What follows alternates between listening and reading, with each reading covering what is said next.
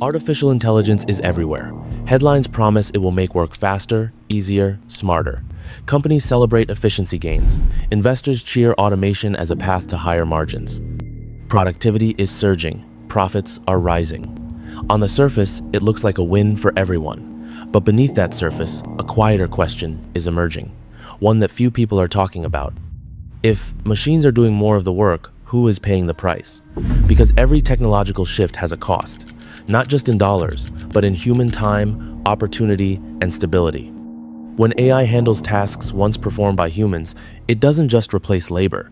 It changes the rules of compensation, taxation, and responsibility. And unlike previous innovations, this one moves faster than society is structured to understand. This isn't a story about technology being good or bad. It's about understanding what happens when the system we rely on, a system built on human labor, suddenly meets intelligence that doesn't need wages, doesn't pay taxes, and doesn't demand rights. And the first thing we need to understand is why we believe the AI promise in the first place. For decades, automation has been framed as a neutral, even positive force. Factories, offices, and service sectors were all told the same story. Yes, machines may replace some jobs, but they will create new ones. Jobs that are higher skilled, more interesting, and better paid. History reinforces this narrative. The Industrial Revolution eliminated labor-intensive tasks, but new industries absorbed the displaced workforce. Computers replaced clerks, but new roles emerged in IT, data analysis, and management. Even when change felt disruptive, the belief remained, innovation ultimately benefits everyone. AI presents itself as the next chapter of that story. On the surface, it seems consistent. It performs repetitive tasks, it drafts reports, it writes code, it analyzes data in seconds, it learns continuously. From spreadsheets to customer service to complex decision-making, it touches almost every corner of work. For many, the assumption is simple. Old jobs go away, new jobs appear, humans adapt, life goes on. But that assumption hides a key detail. The scale and speed of AI adoption today are unlike anything before. Unlike past machines, AI doesn't just automate routine work.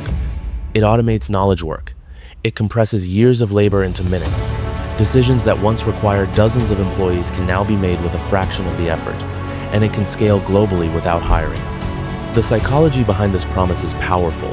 It lulls people into thinking the future will work like the past. It suggests safety and adaptation. That if history repeats itself, the displaced worker will find a new role and society will adjust naturally. And yet, for the first time, there's reason to question that assumption. Because the speed of AI isn't just faster than human adaptation, it's faster than the systems that depend on human labor systems like taxation, pensions, social security, and public services. If new jobs don't appear quickly enough, or if those jobs are fewer and concentrated, the foundation of our economic structures is quietly destabilized. By the end of this story, it will become clear that the crisis isn't about AI replacing humans. The crisis is about who carries the cost when work disappears faster than the system can respond. And it's a crisis most people haven't prepared for because it doesn't announce itself with a bang. It creeps forward quietly, visible only when you know where to look. Not all jobs disappear equally. AI doesn't hit every sector at the same speed, and it doesn't replace people in a linear way.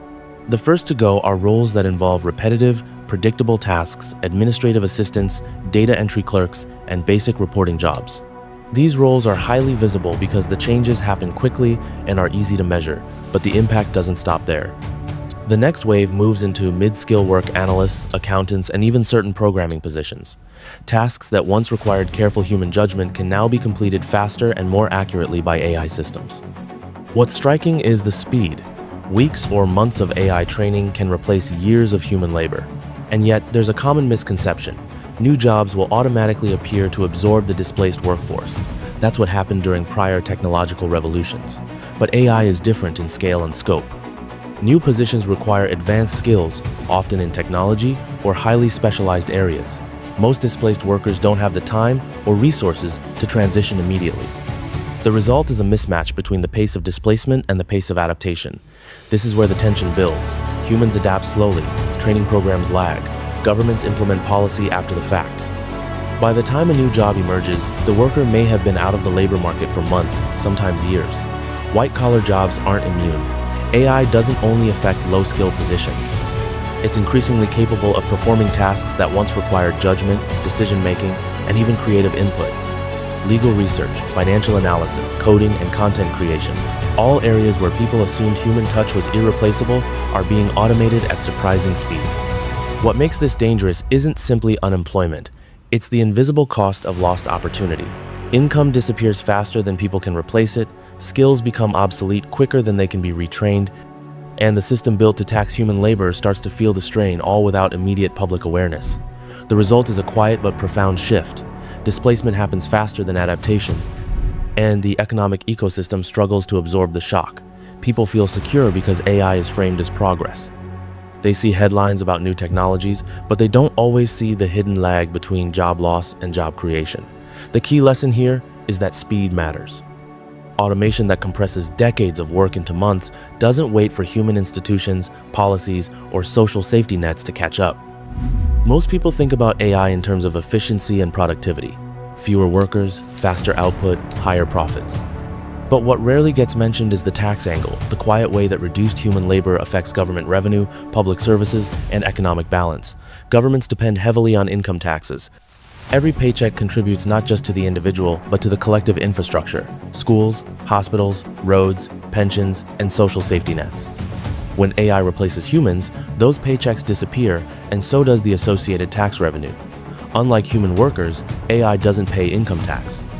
A company might use AI to generate reports, manage customer service, or even create products without hiring additional staff. The productivity gains are real, but they come with a hidden cost. The system that funds public goods and services shrinks quietly as efficiency rises. This is the AI tax, not a literal tax on machines, but a structural consequence of automation. It's a silent shift in responsibility. The cost of automation doesn't vanish. It transfers, slowly, invisibly, onto workers, consumers, and the social infrastructure. And the timing makes it even more dangerous. Unlike past technological shifts, which unfolded over decades, AI adoption moves rapidly. By the time governments notice the drop in payroll taxes, the displacement has already occurred. The AI tax problem doesn't affect everyone equally. The burden falls unevenly, and that's where tension builds. Workers who remain employed face higher expectations, fewer colleagues, faster workflows, and an implicit pressure to do more with less. Their wages may stagnate while the company profits from AI-driven efficiency. At the same time, they're still paying taxes that now support a shrinking base of human labor. Consumers feel it too. Prices adjust, service standards shift, and public goods may become less accessible as governments struggle to fund pensions, healthcare, or education at previous levels. Even small reductions in public service can ripple across communities in ways that feel incremental but meaningful over time. Meanwhile, corporations benefit from efficiency, but their responsibility to society hasn't increased proportionally.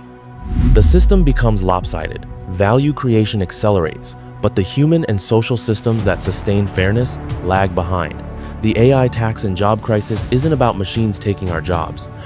It's about systems being unprepared for the consequences of automation. Efficiency has a price, and if we ignore it, that price is quietly borne by workers, consumers, and society at large. The truth is clear. AI is neither evil nor inherently harmful, but without awareness and planning, the benefits may be concentrated while the costs are distributed unevenly. So what can we do? Awareness is the first step. Understanding the hidden consequences of AI, how automation shifts responsibility, and how policies interact with productivity helps us make informed decisions. For workers, adapt, learn, and reskill intentionally. Don't assume new roles will appear automatically. For consumers, recognize the subtle shifts in costs and services and think critically about where value is created and who pays for it. For society, policymakers and leaders must anticipate, not react, designing tax, labor, and social systems that can handle rapid AI adoption before the gaps widen. The AI crisis isn't coming. It's already here, quietly reshaping the economy. And the only way to navigate it is to understand it, adapt to it, and demand systems that share the benefits fairly. If you found this eye-opening, share it with someone who still believes AI is only about efficiency. The more people understand the system, the better we can prepare for the future together.